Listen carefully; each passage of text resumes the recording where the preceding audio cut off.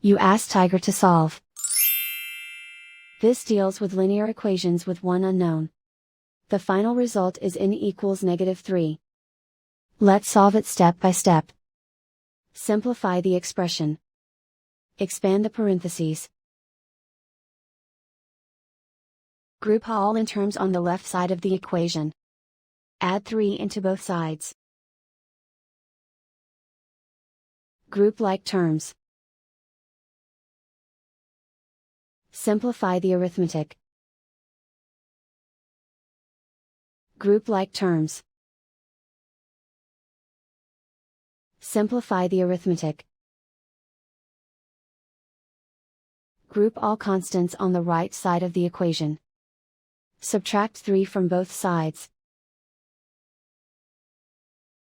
Simplify the arithmetic.